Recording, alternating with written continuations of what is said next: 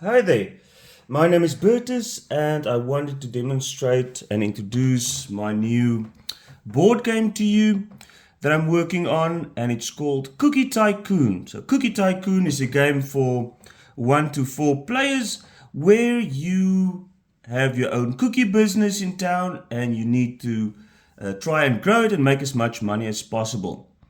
It's a worker placement game, a bit of engine building and a bit of resource management as well. So you can see in the player board, there's lots of different spaces where you can place your workers to do many different things like buy cookie ingredients, bake cookies, sell cookies, find customers. You can go to the store where you can buy various upgrades for your store. You can take a risk. You can go to a chef school to increase your skill levels. You can recruit more workers. You can do marketing. And even if you don't have any money, then you can just go land there to wash the dishes. So you can see here's the customer cards. So all the customer cards represent customers that you try and find. Each one has a different order that they put in that you need to try and fulfill. So these icons show the different type of cookies. In this game, there's currently 3 different types of cookies. There's gingerbread cookies. It looks like this. There's the chocolate chip cookies, and there's the red velvet cookies, which earns the most profits. You've got the ingredients cards on this side here. If you want to buy ingredients, they're grouped according to the type of cookie. So there's 2 available ones of each cookie that you can see, and 1 blind one from the deck that you can also choose to draw. Different amounts of different types of cookies, and at the beginning, you can start out with the gingerbread cookies, but as your skill and your brand level grows, you'll be able to buy more advanced type of cookies like the chocolate chip and red velvet, which will earn you more profit per cookie. At the bottom is the day tracker, which is basically the round tracker. Each day there's a different action that all the players need to take before they can start their round. Sometimes they have to take a risk, which could be good or bad cards, event cards for your business. You can pay rent sometimes. Employees need salaries. You can earn interest on the amount of money you have, and you even need to budget for tax. Right, so that's a lot of things just to keep it interesting and to make sure you plan for everything. Here's your marketing cards over here that gives boost to your business. And of course, each player will have a player board like this. So this represents your cookie store. Each player will have a different color. You've got your trackers for your skill and your brand levels over here. You've got a place for your workers over here. Later on, you can recruit more workers if you meet the brand requirements. You've got 1 stove that can bake 1 cookie at a turn or 1 batch of cookies. You can upgrade by buying more stoves. And there's also various other things that you can buy, like a laptop that will allow you to sell any amount of cookies for a little bit of discounted prices, but then you don't need to have specific orders for customers.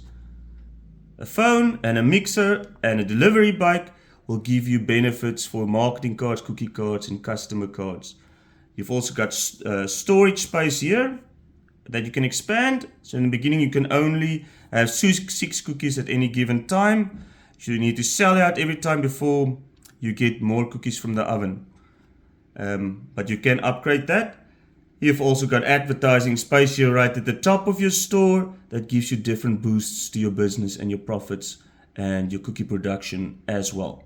So I want to move on to demonstrating the game, just playing it through. Obviously, I'm going to demonstrate as a solo player, but we're going to pretend there's 2 players because the game is best suited for 2 to 4 players. So I start with my 3 workers that's ready to earn some profits. I start with $25 in coins, in cash. Let's call it dollars, but it's a nondescript currency. Right, so the first step that you do is to resolve any actions on the day. In the first round, there's nothing like that. The second step would be to take cookies from the oven. I've got no cookies in the oven yet. Third step would be to resolve any marketing cards that I have. Currently we don't have that because it's the first turn. So I move on to the third step, which is placing all my workers on the different spaces in town to go and perform their jobs. So because I'm the first player, I'm going to place my first worker. We're just placing one worker at a time. So I need some cookie ingredients, so I'm gonna go take that space first. You will see according to the amount of players, there's only a certain amount of workers allowed per space. So you will need to make the choice to grab a space before one of your competitors do, depending on what your most important needs are or your strategy. So then the next player will place theirs, and then it's my turn again. So because I've got cookie ingredients with that one, I can go buy cookies, so I'm going to put it there. My third one, I'm going to try and find some customers because I see there's a great customer card there that I like. So before one of my other competitors steal that, I'm going to place it here on the find customer cards. Once all the different players have placed their workers, then we move on to the final step of the turn, and that is to resolve the actions of all the workers, starting with the starting player, which is me. So I can choose which worker is action to resolve first. That will be some strategy that you need to take to choosing the order of the actions that you do. At this stage it's quite easy because I first need to buy ingredients before I can bake cookies. So I'm going to return this worker. I'm going to choose one cookie card that I want to buy. I don't qualify for the chocolate chip or red velvet yet, so I need to buy gingerbread cookies. And I see this one is $3 for 3 cookies. The ingredients enough for 3 cookies, so I'm going to take this one. I'm going to refill this card. And I'm going to pay my $3 for this 3 cookie ingredients card. So I'm going to pay my $3. I put this in my hand. Next step is to bake cookies. So that's quite easy. That means I can take any available cookie cards that I have and place it in an available oven. At this stage I only have one oven, so I placed it over here. It will bake during this round and be ready at the start of the next round. My final worker is at find customers, so I can pick up one customer card. So I can choose either one of these 3 opened here or a blind one from the deck. This is exact fit for the amount of cookies that I will bake this turn. So I'm going to grab this one. There will be some strategy involved in choosing the right customer cards for the type of cookies that you aim to bake or that you have available, and also to make sure that your opponent players don't get the ones that they want. Right, so I put this in my hand. All the players finish their turns, moving their workers, and it's the beginning of the second day, the second round. So I move my day tracker there. First step is to resolve any actions on the day, which is to pick up a risk card. I'm going to demonstrate and pick up a few just to show you the idea of what type of risk cards you get. So this one says, your ovens work extra well this turn. Get 1 extra red velvet cookie for every oven you have. So I have 1 oven, so I will be able to get 1 extra red velvet cookie and place it in my storage immediately. Other type of risk cards that you can take would be things like, some customers came to your shop today and want to buy all your gingerbread cookies for a good price. Get $3 per gingerbread cookie that you want to sell. So this is an increased profits per cookie. So if you want to take this and you have some gingerbread cookies, then you can choose to do that. Other cards will also give benefits like where you win prizes like $5 for a specific competition. There can also be negative cards, or there can be condition cards. Like for this one, if you have a bike, then you can pick up 2 customer cards. If you don't have a bike, you lose 1 customer card that I need to put away. So risks could be negative or positive things. The weight is slightly more to positive things. Right, so once that is done, the second step is to take any cookies out of the oven So all the players will take any cookies that they have out of the oven. So in this case, this cookie card earns me 3 cookies, gingerbread cookies. So I'll return that, and I'll take 3 gingerbread cookie tokens and put it in my storage. My storage can hold only 6 cookies at any given time. So I need to sell out before then, or I need to purchase more storage if I qualify for that with the right brand or skill level. Right, so the next player will be their turn first, but I'm just going to play first to demonstrate. So let's see what else can I do. So I've got cookies, so I can sell it. So I'm going to go and sell cookies. I want to get some marketing benefits, so I'm going to go on marketing, and I need ingredients, otherwise I can't bake cookies.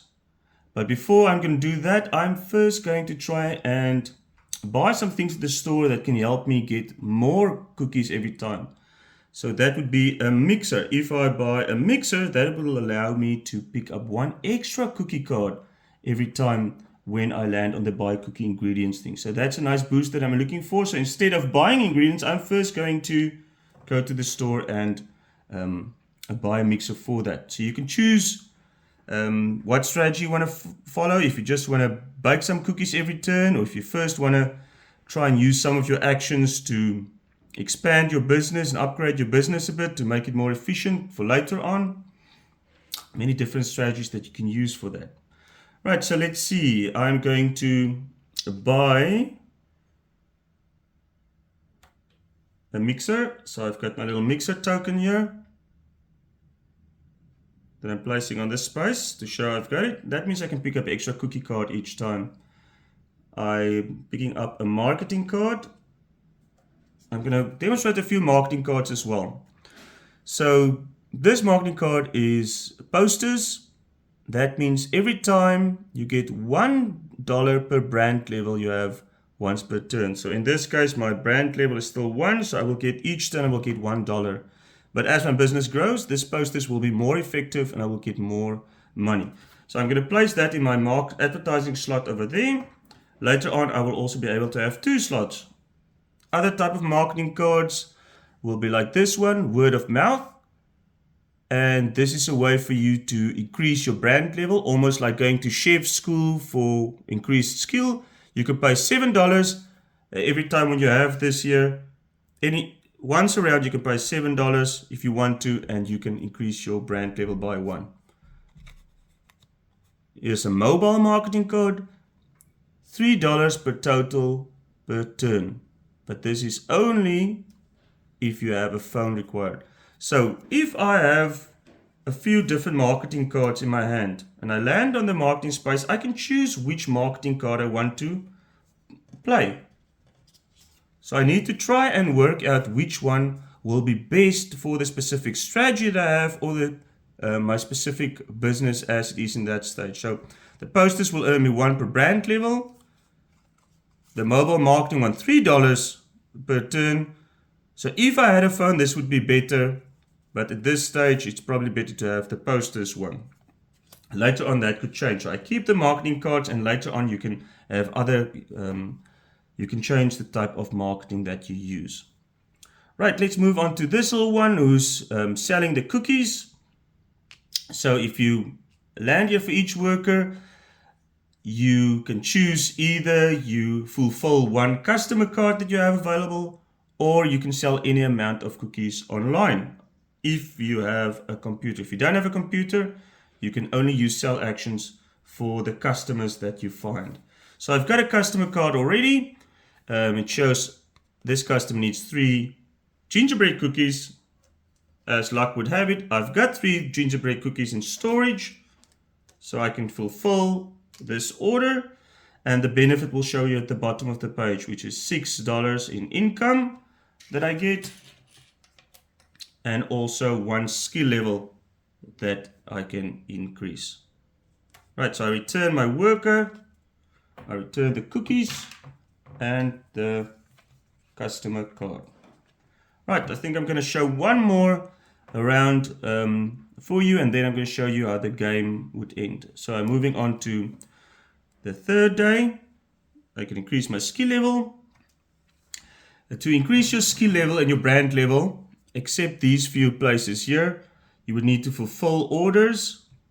Like some customers will give you a brand or a skill level, sometimes just a brand level, sometimes just a skill level.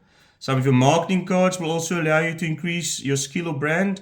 You can go to chef school for your skill, and some risk cards will also help you to increase your skill and brand level. And that's important because it will count towards your points at the end of the day, and also will be requirements for upgrading your store and for buying some items. Right, so let's say it's later on in the game, my skill levels and brand levels are a bit up. I've got another oven, maybe I've got another storage space already. So now I can store more products, I can produce more cookies, and maybe I've also got a few more workers that can help me to accomplish more tasks. Right, so let's just try that for final one. So at this stage I don't have any cooking ingredients, but I bought a mixer, so if I buy ingredients now I can get 2 cookie cards. So I want to bake cookies. I'm not going to have cookies to sell, so that's not going to help me. So I need to go find some customers, and I'm going to try another maybe marketing card if I have 2 marketing cards. And then you will resolve it by choosing which one you're going to do first. Am I going to bake cookies? Am I going to buy ingredients? Find customers? The choices will sometimes matter. In this case, it's quite simple. I'm going to buy ingredients. I can take 2 cookie cards now, so I'm going to take chocolate chip and gingerbread. I'm going to immediately pay the cost for that, which is $8 in total. So it's important that you manage your money carefully, because if you run out of money, you will need to wash dishes to get some extra money. So never try to buy too much ingredients too quickly, because if you do land on rent, or if a risk card tells you to buy money and you're out of money, then you're going to be in trouble. Alright, so I'm going to take this guy. I can bake cookies. He can put 2 cookies in 2 ovens. You can find customers. If I have a delivery bike, I can pick up 2 of these customer cards. I can either choose one of these 3, of course, or this one. So I'm going to go with this one. That didn't help me much, but this is a nice one. I'm going to pick up this one. So next time when I've got my cookies, 2 chocolate chip and 4 gingerbread, then I can fulfill this one to get all those profits. So as you go on in the game, you're going to be able to bake more cookies, more valuable cookies for more profits, and you'll be able to work towards fulfilling bigger orders where there's different combinations that gives you more increased benefits. So that's basically how it goes on. The marketing cards, you'll also be able to have different marketing boosters. You could choose your different marketing boosters. So depending on what you choose, that will have a big influence in your game in the long term.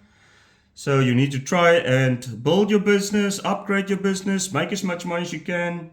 You need to try and look after your cash flow so that you don't run out of money. Don't buy too much expensive cooking ingredients too quickly, or too many items for your store too quickly. Otherwise, you're going to run out of it. So you need to choose if you want to grow lean, or you're going to take more risk, take less risk, build more aggressively. And that will all depend on how the game ends for you. So how does the game end? There's 3 different ways to end the game. The first is if you reach day 20 of your business. The second way is if one player is able to attain skill level 10 and brand level 10. And the third one is if everything that's upgraded on your player card is upgraded or bought. So that means you've got all the workers, all the items that you bought, all the ovens, all the storage, and all the marketing's filled. Then it's also the end of the game. So immediately after the game ends, it's time to count the victory points. So the victory points will determine which player is the winner. You get victory points basically for everything that you've built, bought, upgraded, and earned in your business. So for each item in your business, for each storage, each oven, each thing that you bought, each worker, and even each brand level, a skill level that you have, you will earn 1 victory point each. In addition to that, you will also get 1 extra victory point per 6 cookies that you might have in storage, and you will have 1 victory point for every $10 that you have with you available. So at the end of the day, it could be pretty close between how many things you bought. Maybe one player didn't have a very high skill level, but they tried to build very leanly and make a lot of profit. So maybe they've got a lot of money and they will win the game just with the extra money that they have above the other player. So that's basically how the game works. Just placing your workers, taking actions to bake cookies, find customers, buy ingredients, bake the cookies, sell the cookies, upgrade your business, take some extra risks, and decide what type of marketing you're going to use at what stage of your business. So that's Cookie Tycoon. The graphics, everything obviously should be ignored. It's just a prototype that I did at home. And we're working on all of this. Still very early development, but I would really like to know what you think of the basic concept of the game, of the basic workings of the game, and if you have any advice on how to make this better, more interesting, or more fun. Thank you very much.